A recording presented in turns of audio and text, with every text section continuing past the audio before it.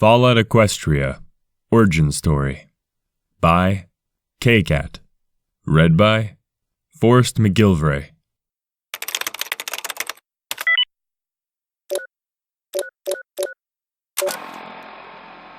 Second Mission Report. Look around you.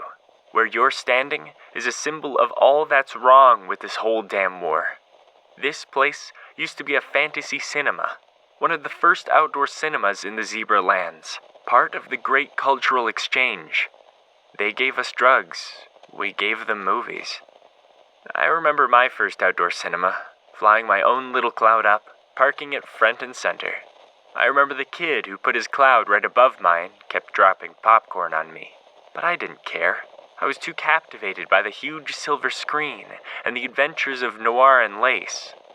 Now, this place is a staging ground for the Legion. No zebra parents take little zebra colts and fillies here anymore. No images light up the gray screen. Instead, there are robots and missile trucks and military zebras everywhere. I spotted a whole squad of them wearing wing talismans. Just flying isn't enough of an edge in the basin anymore. Fortunately, I'm more than just a pair of wings. I wouldn't be here if I wasn't. It's like we all woke up one day and decided we'd been too happy for too long and the world needs to suck now.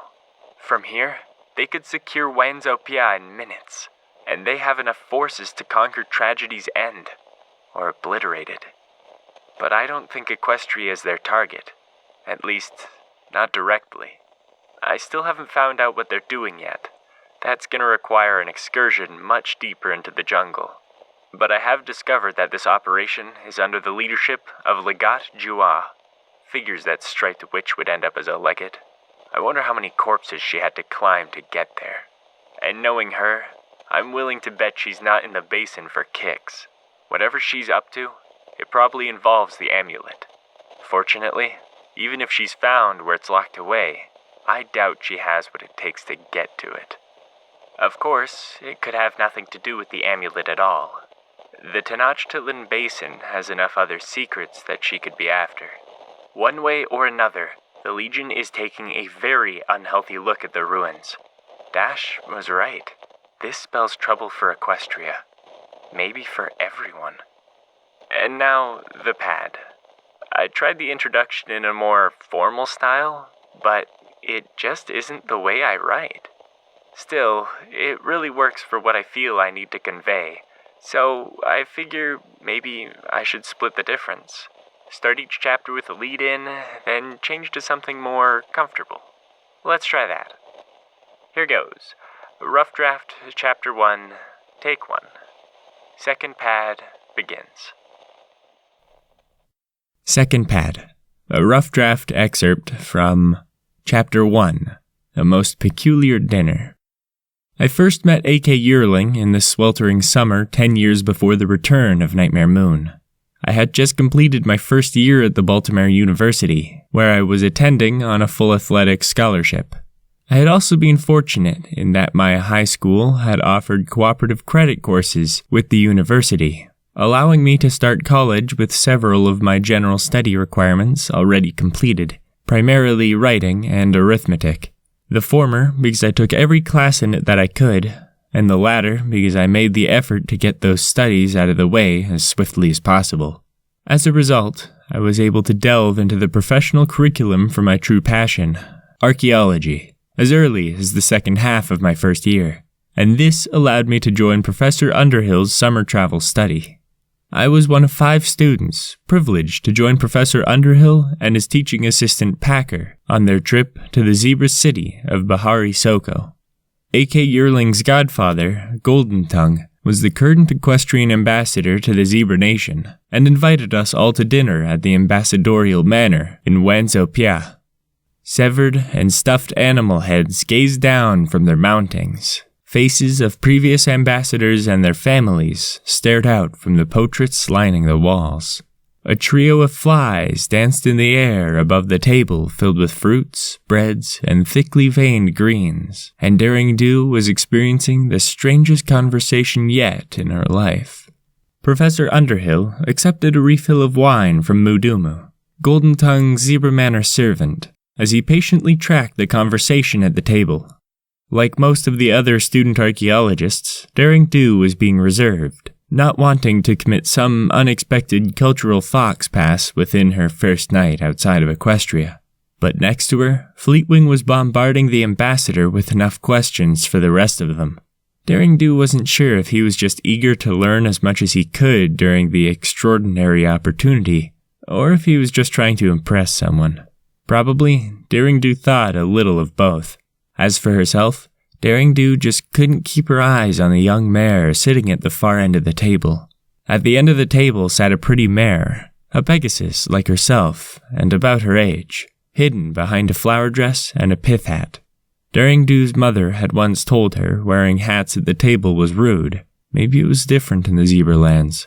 She opened her muzzle, but her brain locked, unable to find a polite way to ask. So instead, she closed her mouth again and just watched her. Or, that was, she tried to, but it was like her attention just kept slipping off of her. Everything else seemed so fascinating. Still, Daring Do decided to strike up a conversation when she noticed nobody else was paying the mare any attention at all, not even on the rare occasions when she spoke. Worse, there was something sad about the way she talked, as if she'd already given up on being heard. Daring Do, having never been particularly social herself, decided she wasn't going to let the girl be alone in a room full of ponies. She had only gotten as far as, "Hello," and "I'm Daring Do, what's your name?" when the blurting of yet another random question from the Pegasus beside her yanked away her attention. "What's that hanging over the fireplace?" Fleetwing asked between mouthfuls of cheese, pointing a hoof towards a slender metal pipe with a wooden stalk mounted over the mantel of a walk-in fireplace. Beneath the 4 trophy Hydra heads, a carved horn hung beneath it. The end of the pipe bowed out like a bell, and there were odd mechanical pieces to it. Daring Do found herself looking towards the strange thing, her own curiosity welling inside her. Golden Tongue smiled. "Ah, that's a blunderbuss." His horn glowed with yellow light as he lifted the thing from its mounting and floated it over to the table towards Fleetwing, offering a closer look. "It's a zebra weapon, essentially a small cannon. You fill it with explosive powder from the powder horn, stuff in a metal ball, steady your aim with a forehoof, and fire it with a mouth brace." Golden Tongue gently rotated the blunderbuss before Fleetwing and Daring Do, before letting it settle into Fleetwing's eager hooves. "Is that safe?" Professor Underhill asked the ambassador in a hushed tone. Golden Tongue assured him that without being filled with the powder, the weapon was as harmless as a lead pipe. Daring Do and the other students joined Fleetwing in examining the strange zebra weapon. She wanted to know what sort of monster it was designed to protect against. The only cannons she had ever seen before were used for parties, and the need to weaponize one struck her as alarming. But Fleetwing had already launched into a dozen questions about how it was made, how it worked, and if he could get one to take home to his uncle, who could totally make an even better one. Mudumu brought out a bowl of branches, laden with what looked like orange grapes. Daring Do once again turned to the mare at the end of the table. "What's your name?" she asked, then immediately regretted it.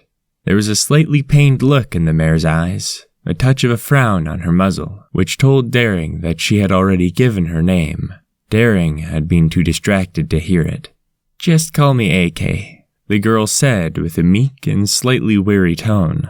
Daring winced, mentally kicking herself. She promised herself to get the mare's full name soon, and to use it. But for now, is it used for hunting? One of the other students, Bluebell, managed to slip in. "It sounds like it would be really noisy." Daring Do's attention was once again pulled back to the blunderbuss and Golden Tongue, the mare named AK, momentarily forgotten. Daring Do silently thanked Bluebell for getting in the question she herself had wanted to ask. "The blunder is more for defending," Mudumu explained, entering the conversation for the first time. He looked to Golden Tongue, who nodded approvingly. "It's thunder monsters find defending. These lands are full of dangerous creatures," Golden Tongue added. "The forests to the south are even wilder than the Everfree back home, and manifested spirits roam freely. especially in the jungle just beyond this village. He floated the blunderbuss out of Fleetwing's hooves and set it back on its mounting. A lot of monsters, timberwolves for example, can be frightened off by the loud noises when they cannot be fought off. Daring Do made another attempt to strike up conversation with AK, asking about the foreign fruits and leaves. The mare blinked. She was surprised that Daring Do was still trying to talk to her, and began to answer. But she'd barely said a few words when a coughing fit from Fleetwing took away Daring's attention. Fleetwing had finally stopped questioning long enough to munch the strange, veiny leaves that comprised the meal's main course, and was quickly downing a glass of water, tears in his eyes. I warned you they were a little spicy, the mare in the flowered dress and pith hat said softly. Only it wasn't really that she said it softly, Daring thought later that night, so much as the words felt oddly inconsequential. A flash of irritation passed through Daring Do. She took pride in being focused. The first few times seemed like coincidence, but now she was beginning to feel as if somehow the world was actively conspiring to keep her from having a conversation with this mare. Frowning to herself, she made another attempt. So, AK, how long have you lived with Golden Tongue? I noticed you weren't...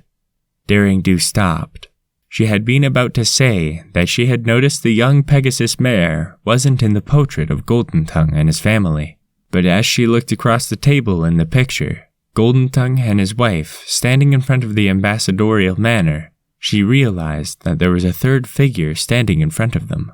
There always had been, but for some reason, AK's image was oddly desaturated, as if there was a fault in the film, and it made her difficult to see. The young Daring Do stared, and for a moment she was struck by the thought that someone or something had taken a pencil and tried to erase AK from the picture.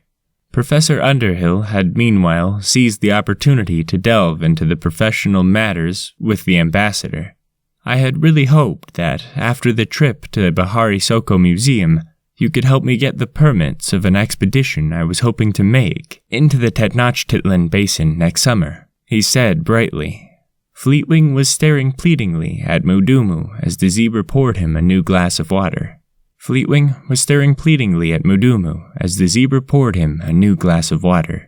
You hope to find the Tree of Life, yes?